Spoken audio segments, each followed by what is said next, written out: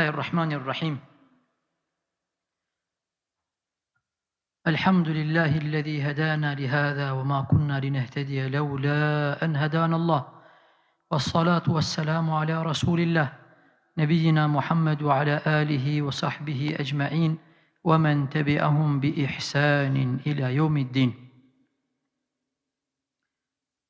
Allahumma salli wa sallim wa barik ala nabiyyina Muhammad wa ala alihi wa sahbihi ajma'in wa man tabi'ahum bi ihsanin ila yawmiddin.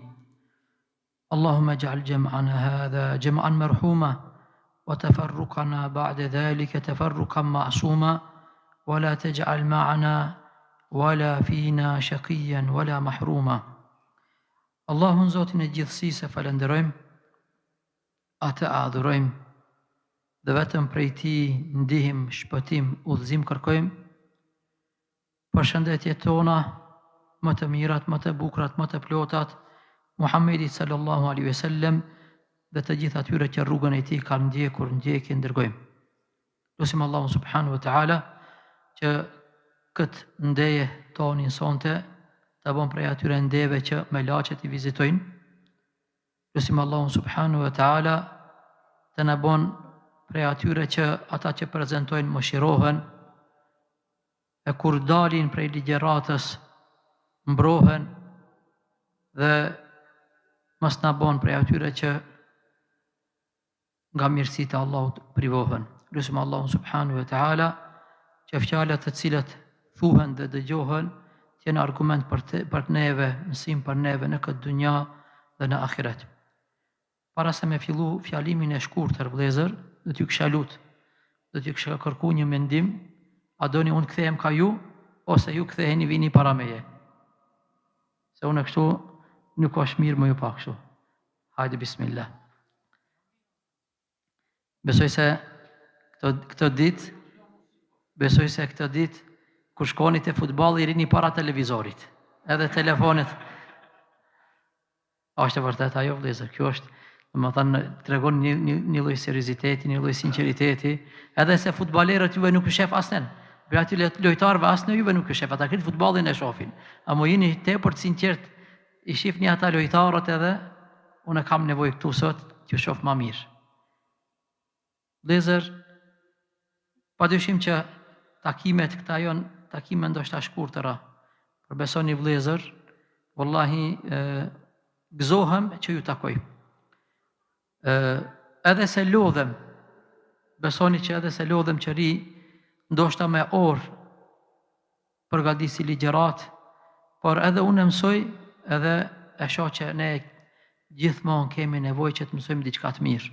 Nga se njeriu muslimani i mirë duhet me qenë i tillë që ku ta dëgjon një të mirë duhet ta me një herë i pari duhet ta merrat. Me të vërtetë. Shihni vëllezër, në historinë e secilit njeri që ka arrit diçka në kulm, një pasuri, ka arrit një sukses, një dije, një diplom, një vend pune, dini se nuk janë punët rastësisht. Wallahi, nuk ka në këtë dunja diçka asgjë nuk ka më rastësi. Ka ardhë sikurse ne në gurbet, është lodhë sikurse ne, mirë për një kohë të shkurt kur e shef, ka mrit një sukses. Duhet me pasë me siguri që ka ndë një rrugë që ka ndjekur ai. Dhe njëherë, neve ndoshta nuk na mbush menden, për shkaku që njerëzit arrin suksese, janë ata gjërat e imta, punët e vogla që japin rëndësi. Ose për shembull ja lehtëson vetvetes me diçka, një punë të vogël, ja lehtëson vetvetes ose me një punë shumë kohë të shkurt mirë po arrin diçka shumë të madhe. Vitin 2022 këtu në Gjermani. Këtu në Gjermani vëllezër, në vitin 2022 në Monheim. Një i huaj që ka ardhur këtu, pas punës e ka pas si tradit me shku me i pastru disa shtëpia që njerëzit i kanë lënë ata shtëpia. Ose kanë ndru banesë, ose kanë ndru jetë, pronari, del edhe bëhet i famshëm shumë personi. Tepër. I ndodhen diçka vëllezër në atë punë që e ka pas, jashtë orarit punës, ka shku ka punu ka 2-3 orë, në një prej shtëpijave vëllezër i gjen 557.000 euro. I qante vjetër, edhe para se me e gjujt, vetëm e qelë. Pa me pa, 550.000 euro. Edhe fillon me kërku se kush është pronari. Ose, kush janë trashëgimtar, më thënë, kësaj shtëpie. Derisa e gjen, edhe u adërzon, çantër, me plot para. Shumë e falenderojnë, e nderojnë, i hapin dhurat, dhe kur e qesin në lajme, e qesin ashtu sikur se ka thonë. E kam pyet gazetar, ka thonë 500.000 euro. Kërkush kishe pas mundësi që me i morë këta para me shku, kërkush nuk të merë në përgjithësi, kërkush nuk ka mundësi me ditë se ti i ke pas, më thënë, gjithë që këta para. Pse e bone këtë? Pse i dërzove? Në fjalë shkurtë vëllezër, thët, para thët, ja ktheva poronarit të tyre, sepse kështu thët më porosit feja ime. Çështja e bindjes. Tash secili prej neve mund të paramendon me botime të rastis që kështu një gjë me të ndodh. Emanet është. Ke hin shpinë e dikujt, është emanet. A ishe sjell në këtë mënyrë? Vëllezër, ajo që du me thënë këtë ligjërat që shumë është me rëndësi, është se në dynjë ndodhin këta raste, edhe dhe të ndodhin. Ndoshta janë punë të vogla, ndoshta janë punë që njerëzit nuk i japin shumë rëndësi, mirë po, ka mundësi ndër atë punë që ndron një thesari i madh. Pyetje, në fenë tonë, a ka gjëra që kështu të lehta, që mund është me fitu diçka shumë përfitimet mëdhaja tek Allahu subhanahu wa taala? Një pyetje pak më të ngushtë. Jemi tash në sezonin e verës. Janë shtu punët, orari i punës është shtu, janë shtu lodhjet. A ka ndonjë punë të lehtë që ne mund me e bë që me fitu shumë sevap tek Allahu subhanahu wa taala? Për shembull, një. Tjetër? Dhikri. 3. Cilat janë 5 adhurimet e verës që ju shumë fishohet shpërblimi. 5 adhurimet në verë që ju shumë fishohet shpërblimi, shkaku që vështërsohet këta adhurime që të realizohen në verë. Vllau e ceku, namazë me xhamat. Verës është me të vërtet vështirë. Wallahi është më uqu për shembull në ora 4:30 ose në 4, më thënë, para 5-ve duhet me e kry namazin. Nuk është një herë, duhet çdo herë. Veçanërisht 2 muaj, 3 muaj është vështirë. Njëjtë koha yatsis. Edhe se ka një zgjidhje, vëllezërit të cilët vinë prej punës, po që se e praktikojnë sunetin e pejgamberit sallallahu alaihi wasallam, flejnë qoftë edhe një gjys ore, 40 minuta, sikur se ka flet pejgamberi sallallahu alaihi wasallam, nuk do të kenë me të vërtetë vështirësi që ta falin edhe yatsin kohë. Vëllezër, Perëndimi sot i mbivlerëson ata nën punës të cilët pushojnë te vendet e punës. Ju jep afat, i paguajnë edhe ju japin dhurata se e kanë me prej përvojës, prej studimeve është që nën pusi që punon mbi 8 orë edhe lodhet, po që se një gjys ore pushon flen, është më i zgjelshëm në vazhdimin e punës në rundin e ditë. Çështja tjetër vëllezër që është punë e lehtë dhe vetëm verës që praktikohet është me dhon ujë. Diçka që i freskon njerëzit. Askush mos thot se gjermanët nuk marrin ujë. Vallahi marrin edhe ujin, edhe shalqinin, karpuzin e hajnë, nxefet. Nuk ka njeri shpirt, nuk e pranon diçka që e freskon. Po ashtu prej punëve vëllezër që preferohet verës dhe shumë fishohen shpërblimet, është kjo ndjeja juaj.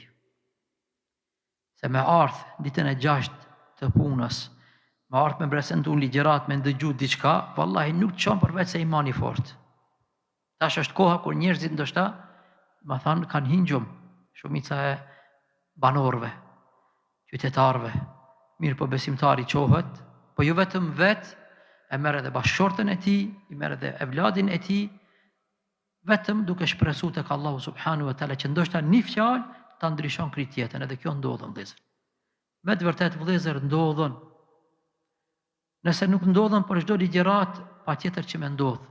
Ose nga ndonjëherë vëllezër, subhanallah, evladi jo që ka vjen këtu, që po që se kërkoni dikundi që me i beku, me ju afru me laçet, fëmijëve tuaj kërkoni në për xhamia. Pejgamberi sallallahu alaihi wasallam i kanë nxit sahabët, i kanë nxit që t'i marrin edhe fëmijët e tyre.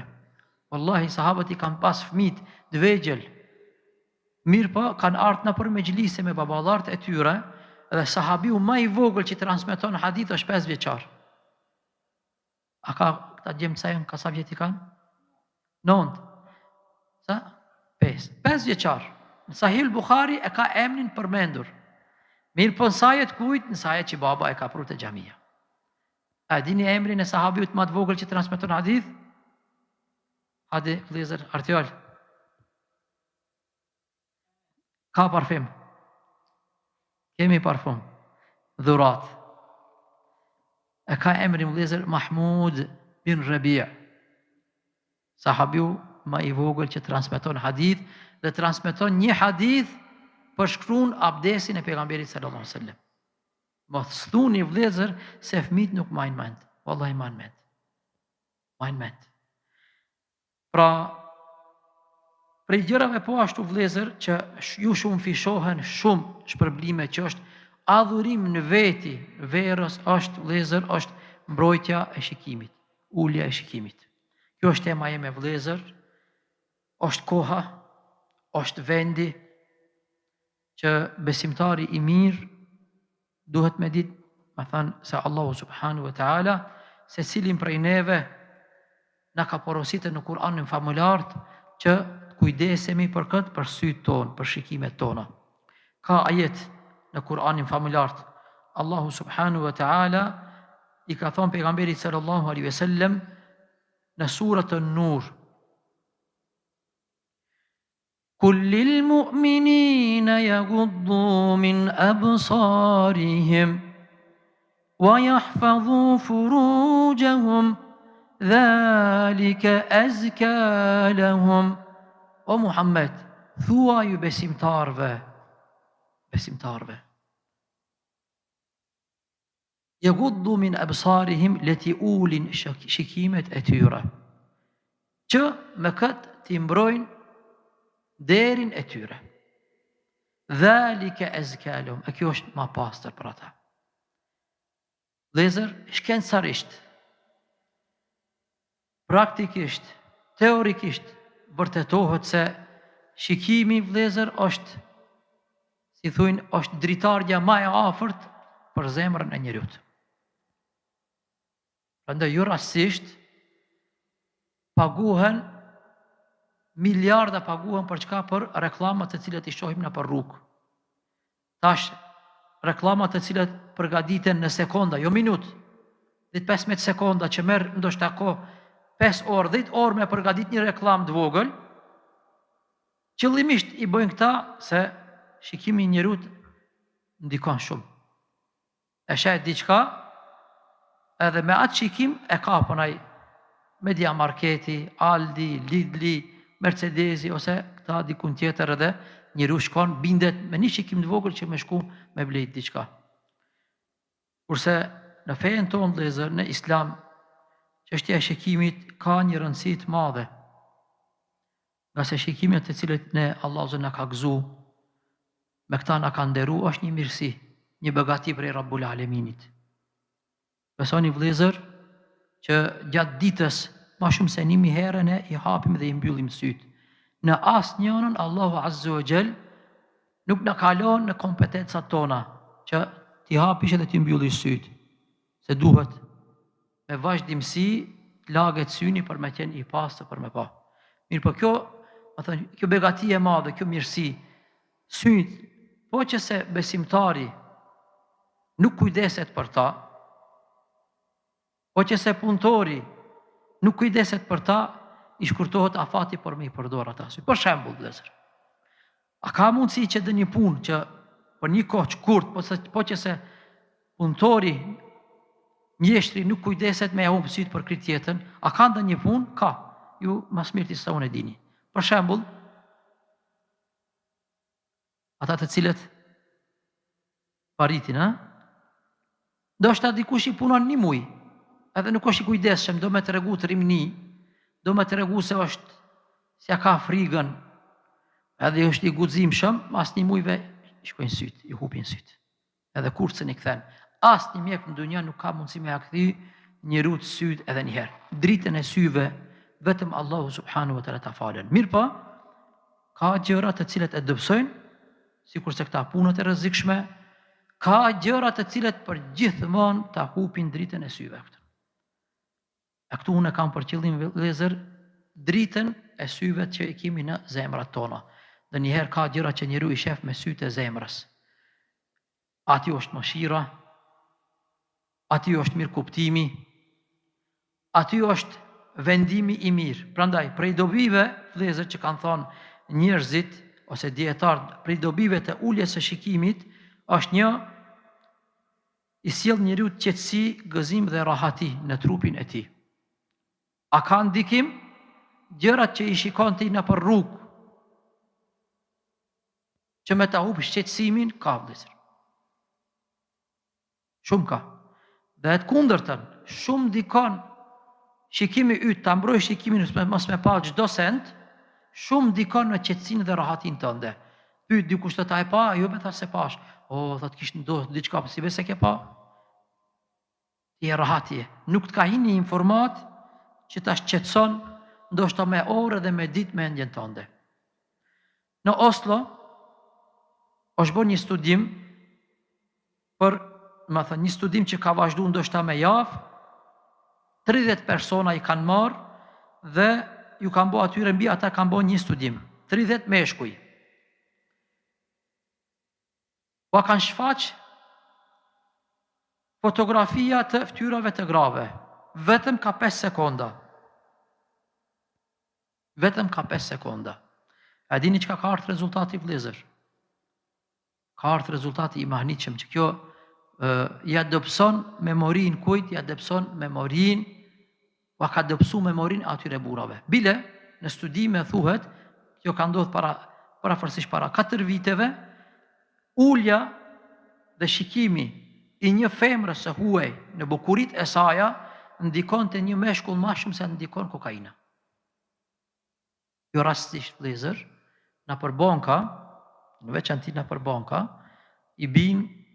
i zgjedhin për më ardh ata të cilët i të kenë klientat milionerat. Milionerit ati ja bin një vajzë bukur, që di me fol, e mëshirshme, më thënë, që ja hupën ndoshta 50% ati, më thënë, mendimin e ti. Ndoshta hatri i bukurisë së saj e bon vetëm një nënshkrim. Si ta bon një nënshkrim e në u kry puna ati. Mos e në shefat bukuroshe në këtë. Vetëm e shef kur ti shkojnë ata cifrat e poshtë parave të ti. Prandaj, vëllezër, në Islam do më tha shifni porosia, thot pejgamberi Allahu Azza wa Jall, pejgamberit alayhis salam, thuaj besimtarve le të ulin shikimet e tyre. Sot shkenca del perëndim që duhet personi, ata nuk thujnë bas të islamit, thujnë bas ekonomisë, ata thujnë bas shëndetësisë, bas psikologjisë. Tash, vëllezër, a besoni që ka në për spitalet e mëdhaja, ka vende ku i shërojnë fëmijët shkaku i telefonave dhe gjëra që i kanë pa jo të mira në për telefona. Një pamje jo e mirë e hishet një fëmijës që është adoleshent. Vëllezër, nuk i fshihet prej trunit të tij 90 ditë. Po që se dikush për juve më pyeten mua pse 90 ditë. Unë e tham ashtu sikur se ma ka thonë një doktor profesor. E kam pyet kur e kam dëgju, thash pse 90 ditë? Një shikim telefon, jo i mirë, pornografik, ma shumë se 90 ditë nuk i fshihet prej trunit të fëmijët. Ma shumë se 90 ditë. Vallai nuk e kanë thonë hoxhullarët, e kanë thonë mjekët, në për psihiatri e kanë thonë. E pastaj shkakton probleme aq të mëdha që prindi kujdeset për ushqimin e tij, për teshat e tij, mirë po, nuk mundet kur së bindet se telefonin që e ke pru, ja ka prish synin.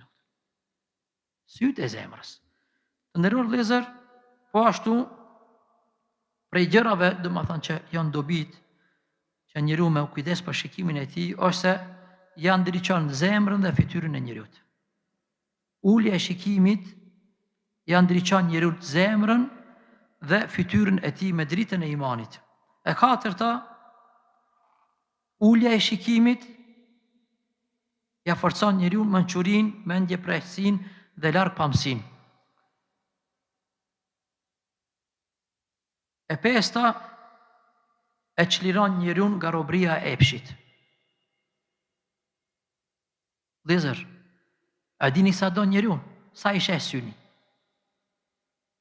Sa ti sheh syni njeriu aq don. Ju jeni mjeshtër jeni. Edhe besoj që ndikon te ju kur hini ndonjëherë në disa shtëpia që kanë shtëpiat e milionerëve.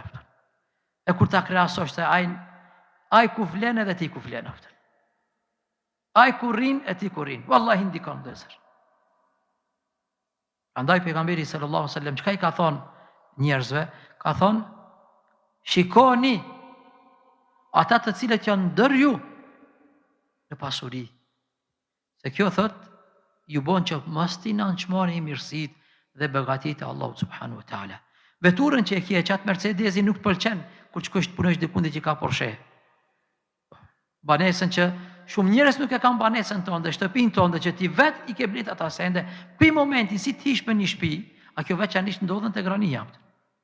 Si shkojnë dikundi, një vizitë, një kafe, edhe më një javë kafe sa të shtëpia se duket me blet që atë me blet, domethënë duhet me nuk punu një 5 muaj vetëm me realizu qatë që ka pas syni I gruas. Deri ta kur ta blesh. Shepe kjo është prej përvojës. Vllau folën prej përvojës. A njëra kishte thonë prej motrave mos vdeksha, thot derisa ta boj thot si kishte bo ajo thot shtëpia natë. Burri ka thonë inshallah vdesë, kupton. Se nëse ti nuk vdes, unë kam me vdek, kupton. Vëllezër, këta janë gjëra, vallahi vëllezër, janë çështjat e shikimit që njeriu duhet me eduku vetveten, duhet me u kujdes për shikimin e tij, duhet me u kujdes për kënd vëllezër, me u kujdes edhe për shikimin e fëmijëve të tij. Dënjëherë thon vëllezër, për hir të Allahut subhanahu wa taala, nuk duhet me çu njeriu veten e tij dhe familjen e tij në ato vende ku e din se një pamje ka më u kthy me një kost të shumë të lartë. Po ashtu, e gjashta është e mbron nga kurthet dhe mashtrimet e shejtanit. Dhe e shtata e ruan harmoninë bashkëshortore. Subhanallah, me ulti shikimin tënd mos me pa në këto ditë sende që nuk shihen njerëzit për fat të keq. Kanë hub vlerat. Wallahi kanë hub vlerat vëllezër. Ju ka hub njerëzve vlera e vërtet. Edhe kjo shifet në teshat se çka veshin. Teshat vëllezër, veshja, lloji I veshjes është një notë e kallzon. Edhe mençurinë e njeriu e kallzon, nderin e njeriu e kallzon, largpamësimin e tij e kallzon. Shumë gjëra, domethënë, tregojnë tesha që I veshim ne. Ibnul Jauzi rahimahullahu taala ka thonë, kam medituar mbi një çështje të çuditshme. Një prej dietarëve thotë kam meditu shpesh, kam mendu për një çështje të çuditshme. Cila që ka ajo gjë vëllezër? Ajo gjë është, domethënë që njeriu ka mundësi me ranë mëkate, për pak. Me gjëra shumë të lehta. Pastaj ka cek vëllezër, domethënë thotë besimtari provohet me mëkate që mund t'i arrijë lehtë, I arrin shumë lehtë. Dhe pikërisht aty shfaqet forca e imanit. Shumë njerëz I nënvlerësojnë gjunahet si që është lëshimi i shikimit, duke menduar se janë të vogla, hajde se një pamje. Ti e shikon, mirë po ndoshta me muaj se në haron. Mirë po, që ky shikim vlezër, ndikon deri ati që ta prish rahatin të shtëpia jote. Sikurse që ka mundësi me ndodh një gjë që ti e ruan shikimin tënd që ta ruan atë rahatin me bashkëshortën tënde, me shtëpinë tënde, dhe e kundërta shikimi, pasi që është një gjymtyr i trupit, sikurse goja, sikurse veshi, që shpërblehet njëru për të, pa edhe dënohet, edhe në dunjë, një njëri që e shfrytëzon shikimin e tij në jo gjëra të mira, Allahu subhanahu wa taala ja merr atë rahatin që e ka të shtëpia. Unë këtu do ta mbaroj ligjëratën, vetëm do t'ja tregoj një rast që më ka ndodhur mua. Më erdhi të më viziton një dashamir. Tha hoq, sinqerisht tha, kam probleme. Nuk jom tha i rahatshëm. Gjithmonë tha jom tha në takim tha me njerëz. Unë tha e kam patjetër që më u vesh bukur, patjetër që më u fol njerëzve bukur, mirë po ndonjëherë njerëzit mendojnë se unë atë bukurinë teme, atë mirësjelljen teme e bëj se jam romantik tepër. Tha nuk jam romantik, ama tha shumë tha ndikon. Jom të e hetu tha që ndikon namazin tem, ndikon edhe të shtëpia jeme. Çka të bëj? Duhet më fol tha mirë njerëzve, jam shefer autobusit, mi pa në sy, dhe njëherë tha të rinë njona ja nisën me të bëj muhabet, çka të bëj? Thash unë kam të tregu thash një send, që është një konsultim që e kam bo një doktor profesorit, thash ti pastaj e kupton dhe mas mirë ti e zgjedh metodën se si t'ja bësh. Tregon njëri i cili mirret me konsultimet e njerëzve. Thot më erdhi thot një njeri në konsultim. Dhe më tha, prof, po ta tregoj tha një shqetësim që e kam shtëpinë teme. Në fillim thot, kur kam qenë atë fazën thot të kërku nuse, thot kur e kam pa për herën e parë thot nusen teme, më shduk thot gjëja e ma e bukur në këtë dënja. Është fillim kur e kam pa. Thot, nuk besoj që se në dënja ka ma të bukura se sa jo. Kjo thot zgjati, deri sa thot u fejova. Kur u fejova thot me ta, fillova thot me pa kishte edhe ma të bukura sa jo. Inte mendimi thosha, pse be bashkë me këtë u fejova, pas ka dhe bukra tjera. Thot kur u martova,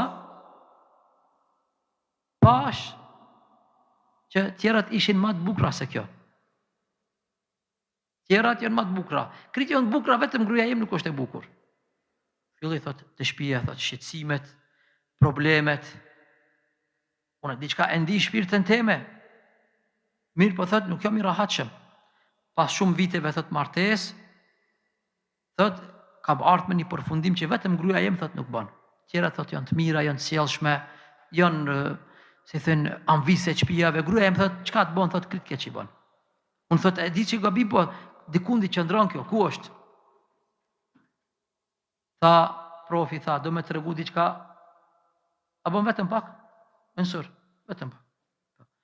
A me të regu tha dhe diqka, tha profi, i thot profesori këti, diqka thot ma të keqe që ka mundësi me të ndodhë. Tha, qka ka mundësi me ndodhë? Tha, si kur të martohesh e thot me krit gratë e botës,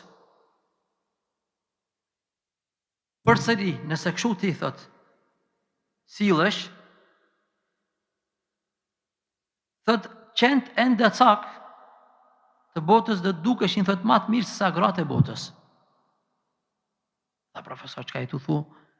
Çka është puna? Thot kështu ti si sillesh në për rrugë, në vendin e punës, thot krit gratë e botës me i martu, që ata bukra që t'interesojnë që me të vërtet mahnitin, ka marrë dita dhe ata nuk kanë me të pëlqi. Kush ka me të pëlqi, thot qend enda cak në për rrugë, ke më thonë qend janë kanë ma të mirë se sa gratë. Thot më mahniti, thot përgjigje e profesorit. Pastaj vazhdoi thot profesori duke më thonë, problemi nuk është e gruaja jote, problemi është thot e zemra yte thot lakmiktare. Zemra jote tepër lakmon. Dhe shikimi i pa kontrolluar. Pra edhe njëherë, thot problemin e ki të zemra, a problemi kjo smundja të zemra ka ardhur te shikimet e pa kontrolluara. Njeriu thot nuk ngopet kur ma atë që e sheh, derisa ta mbush syrin vetëm dhe u i varit. Pejgamberi sallallahu alaihi wasallam ka thënë, njeriu thot me je pas thot një ledina, një fush përplot thot me ari me i pas, me qentujat. Thot me bo me pa një tjetër e do në datë, nuk mjaftohesh me një. Kjo është një realitet vëllezër. Syni i njeriut është kaku. Syni i njeriut është kaku që ja prish rahatin. Nuk e falenderën Allahun azza wa jall për pasurinë që e ke. Syri jot është problemi që ti nuk e sheh evladin që ta ka falë Allahu subhanahu wa taala. Syri jot problem është që ti qatë shpinë tonë dhe që androjnë me dhjetra, me mira, me qindra njerëz, ti kur nuk të ka shku mendje me falenderu Allahun azza wa jall. Pse? Se shef gjëra tjera edhe nuk shkon mendja.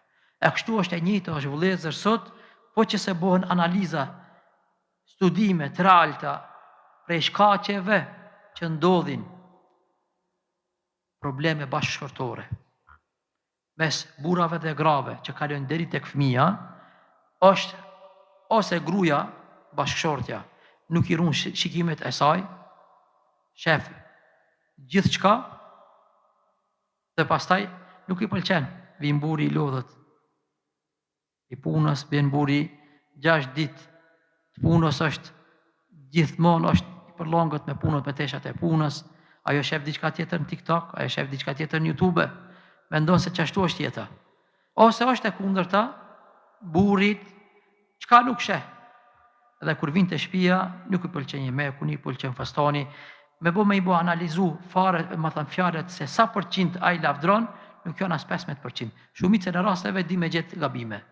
Këtë se ke bo mirë, pak krypi ke qitë, edhe kur ta shofish vëllezër vinë deri me një vend që e ka një fund. E ka një fund. Unë sot vëllezër kam kontaktuar me një prej vëllezërve, pa thonë me keq ardhje që i ka hi gruaja me fëmijët. Besoj se një prej shkaqeve kryesore është shikimi. Wallahi vëllezër, shikimi. Vllau është besimtar i mirë, Allah e din mas mirëti, është i devotshëm, mirë po, ka ndodhë ka ona tjetër një shikim që e ka bo pishman atë motër se pse u martova, pse bona fëmijë. Atash më e kthy edhe një herë kohën, nuk kthehet koha. Kjo është vetëm një kurth e shejtanit, vin me të bo pishman. Lusë Allahu subhanahu wa taala që të na mbron shikimet tona, të na udhëzon zemrat tona, të na forcon këmbët tonë, pjesën që na ka mbajtur për jetës vëllezër, na bën që të jetojmë më të lumtur se sa ajo që na ka kalu. Porosis vetveten time, ju porosis edhe juve vëllezër që të kemi kujdes, sinqerisht. Pejgamberi sallallahu alaihi wasallam i ka thënë Hazreti Aliut i ka thënë, ja Ali, o Ali ka thënë, la tatba an-nadra. Mos i bo shikimet njëra pas tjetrës. Pa diçka që nuk takon me pa, mos e kthe edhe një shikimin me pa për s'dyti. Po që se thot e jotja, e para të ndodhi, është e jotja, e dyta nuk është e jotja. E dytën më nuk e bon për te, e bon për kërkimin e shejtanit, hatrin e shejtanit. Kur të vinë shejtani me një vend, ka me prishe, s'ka me ndreq. Allah i shpërbleft, Allah i bekoft për durimin, Allah i shpërbleft për kohën, dhe është Zoti që takohemi gjithmonë në takimet që do të na bojnë dobi edhe mirë. Në pika shkurta edhe një herë vëllezër, jemi në verë, ka dhurime që ju shumëfishohen shpërblimet. Njëra prej atyre ishte falja e namazit me xhamat, Allah shpëlbeft ju që keni ardhur. Po ashtu ishte dhurja, më thënë dhurimi i ujit, kjo është ndikon shumë. Kolegëve nuk o patjetër këtu s'ka të varfër në për rrugë. Bonu ti sebeb, qiti 5 euro, ble ujt mirë. Diçka që kemi fresku shokët. Prej gjërave që i cekën po ashtu sot është njeriu që ta mbron shikimin e tij. Allah ju rujt. Assalamu alaikum wa rahmatullahi wa barakatuh.